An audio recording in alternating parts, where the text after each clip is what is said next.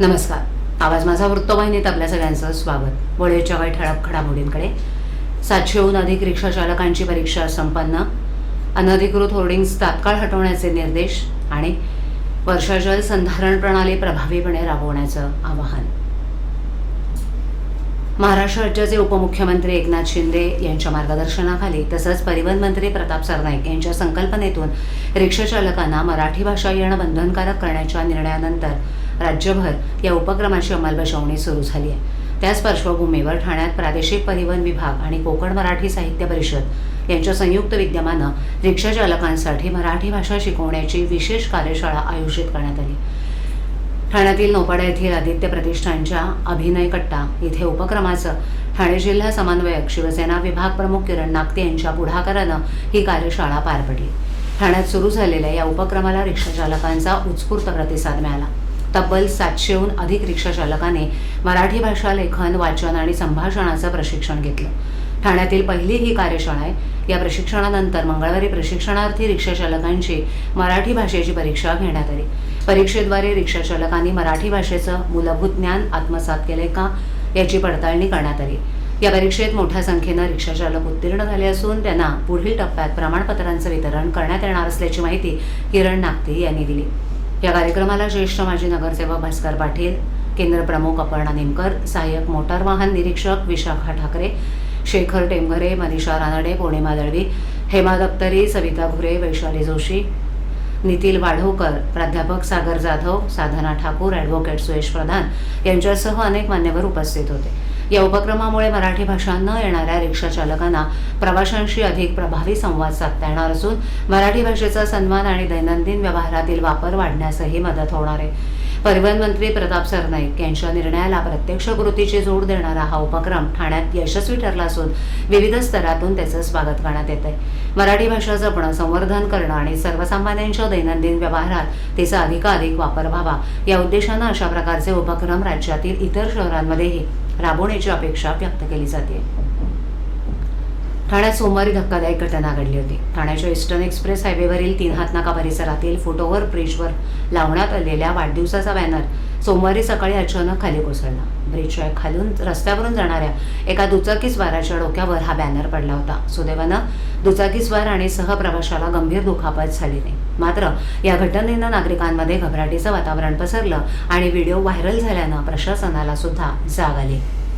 उपमुख्यमंत्री शिंदे यांनी ठाण्यातील सर्व अनधिकृत होर्डिंग्स तात्काळ हटवण्याचे निर्देश दिले असून सर्व मोठ्या होर्डिंग्सचं तातडीनं स्ट्रक्चरल ऑडिट करण्याचे तातडीचे आदेश दिलेत. सोमवारी सकाळच्या सुमारास 3 हातनाका परिसरातील फुटओव्हर ब्रिज लावण्यात आलेला एक बॅनर रस्त्यावर खाली कोसळला. खालून ईस्टर्न एक्सप्रेसवरून वाहनांची रहदारी सुरू होती आणि अशातच एका दुचाकीस्वाराच्या डोक्यावर हा बॅनर कोसळला. सुदैवानं दुचाकीस्वार आणि सहप्रवाशाला गंभीर दुखापत झाली नाही. मात्र यामुळे शहरातील अनधिकृत होर्डिंगचा प्रश्न ऐरणीवर आलाय. नागरिकांच्या जीवाशी खेळ होत असून त्यांचा जीव टांगलेला असल्याच्या संतप्त प्रतिक्रिया व्यक्त करण्यात आल्या. त्यानंतर प्रशासनाकडून याची गंभीर दखल घेण्यात आली असून ठाण्यात सोमवारी घडलेल्या दुर्दैवी होर्डिंग घटनेची उपमुख्यमंत्री एकनाथ शिंदे यांनी गंभीर दखल घेतली.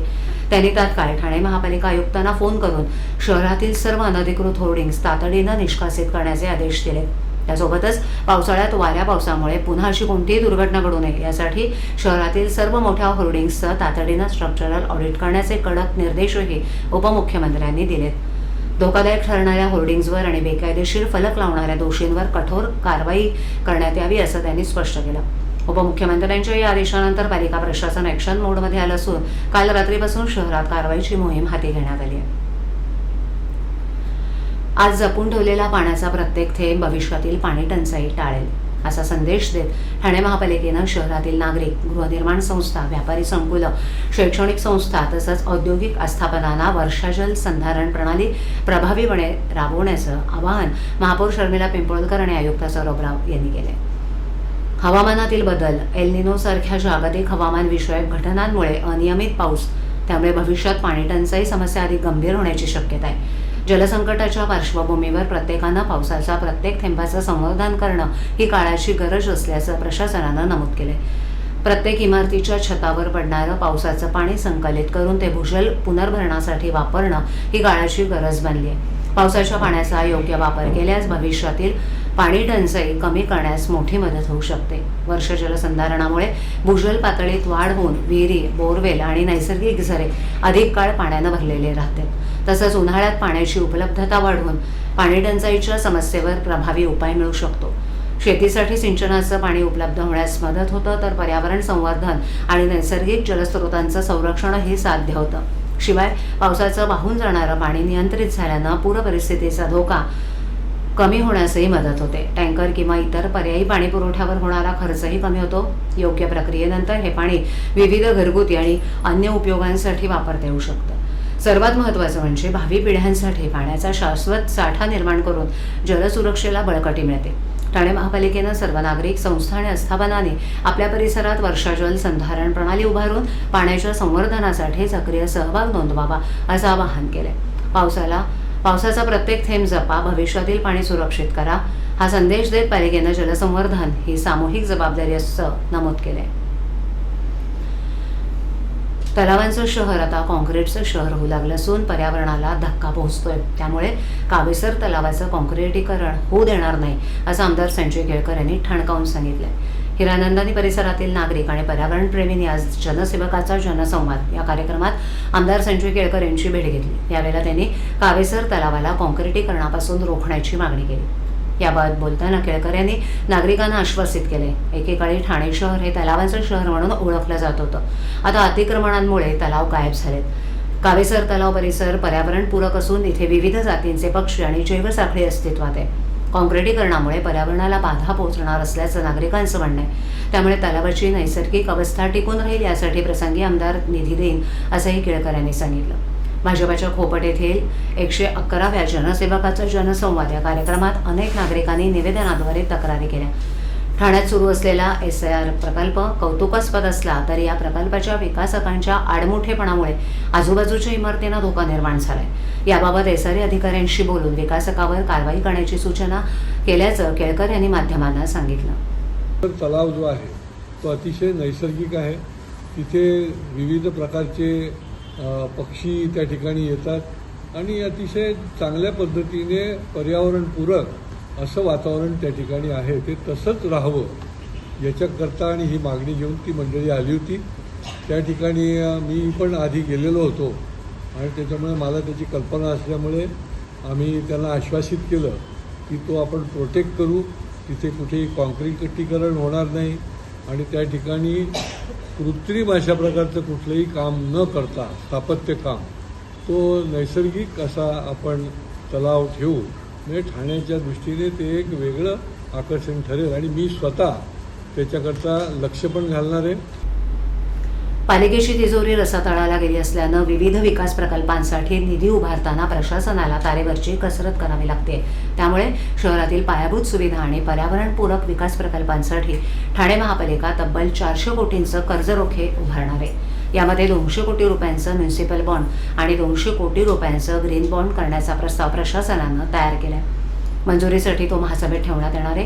या प्रस्तावाला मंजुरी मिळताच काम सुरू होणार असून सांडपाणी, घनकचरा व्यवस्थापन, ऊर्जा प्रकल्प, जलस्रोत संवर्धन, पर्यावरणपूरक वाहतूक व्यवस्था असे अनेक प्रकल्प उभारण्यात येणार आहेत. या प्रकल्पांसाठी कर्जरोख्यांच्या माध्यमातून भांडवली बाजारात पैसे उभारण्यात येणार आहेत. मूलभूत सुविधा ठाणेकरांना पूर्ण पालिकेला उघड झालंय.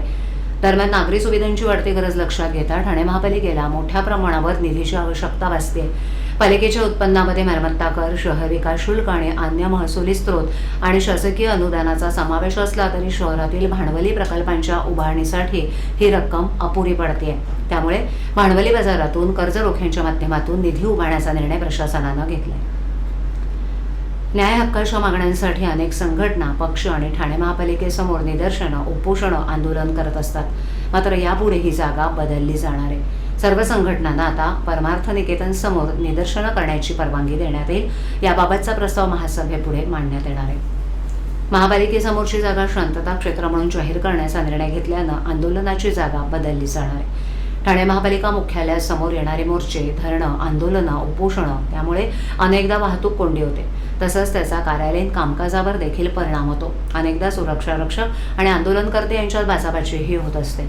याचा विचार करून पालिका मुख्यालयाऐवजी आता 100 मीटर अंतरावर असलेल्या परमार्थ निकेतन समोरील चौक आंदोलनासाठी अधिकृत जागा म्हणून निश्चित केली जाणार आहे.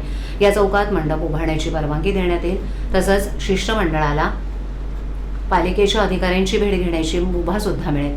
महापालिकेच्या गेटपासून 100 मीटरचा परिसर हा शांतता क्षेत्र म्हणून घोषित केला जाणार आहे. या संदर्भात 21 डिसेंबर 2023 रोजी प्रशासनानं परिपत्रक काढलं होतं. आता 20 जुलै रोजी होणाऱ्या पालिकेच्या सर्वसाधारण सभेत हा विषय मांडण्यात येणार आहे. तिथे अंतिम मंजुरी मिळाल्यानंतर नव्या नियमांची अंमलबजावणी करण्यात येईल असं सांगण्यात आलं. ठाणे शहरातील विविध भागात झाडांची छाटणी करण्यात आली असली तरी छाटलेल्या फांद्या आणि हिरवा कचरा अनेक ठिकाणी रस्त्याच्या कडेला दिवसेंदिवस पडून असल्यानं नागरिकांना मोठा त्रास सहन करावा लागतोय. वाहतुकीला अडथळा निर्माण होण्याबरोबरच परिसराच्या स्वच्छतेचाही प्रश्न निर्माण झालाय. या पार्श्वभूमीवर महाराष्ट्र नवनिर्माण सेनेचे ठाणे शहर अध्यक्ष रवींद्र मोरे यांनी ठाणे महापालिकेला सूचक इशारा दिलाय. येत्या 5 दिवसात झाडांच्या छाटणीचा कचरा उचलून परिसर स्वच्छ करण्यात यावा, अन्यथा शहरभरातील हा सर्व कचरा गोळा करून ठाणे महापालिकेच्या मुख्यालयात आणून टाकण्यात येईल असा इशारा त्यांनी दिलाय. रवींद्र मोरे यांनी सांगितलं की झाडांची छाटणी करणं आवश्यक असलं तरी त्यानंतरचा कचरा तातडीनं हटवणं ही पालिकेची जबाबदारी आहे. मात्र अनेक भागात फांद्यांचे ढीग रस्त्यावर पडून असल्यानं नागरिकांना ये-जा करताना अडचणी निर्माण होत आहेत. त्यामुळे पालिकेनं त्वरित कारवाई करून हा कचरा हटवावा अशी मागणी त्यांनी केली आहे. यावेळेला विभाग अध्यक्ष संदीप साळुंखे, शहर सचिव प्रशांत पालांडे, प्रभाग अध्यक्ष उमेश यादव, उपविभाग अध्यक्ष मंगेश पिंगळे इत्यादी अधिक पदाधिकारी उपस्थित होते. आवाज माझावरील एखादी बातमी पाहिजे राहून गेली असल्यास तुम्ही YouTube, Instagram आणि Facebookवरही पाहू शकता. तर मग नक्की सबस्क्राईब करा आवाज माझा. आपल्या विभागातील काही सूचना अथवा समस्या असल्यास आमच्यापर्यंत जरूर पोहोचवा. आम्ही तुमचा आवाज नागरिकांपर्यंत नक्की पोहोचवू. आम्हाला संपर्क करण्यासाठी आमचा पत्ता, आमचा मोबाईल क्रमांक 7666213141. तर मग पुन्हा भेटू याच ठिकाणी काही नवीन घडामोडींसह आवाज माझा वृत्तवाहिनी. तोपर्यंत नमस्कार.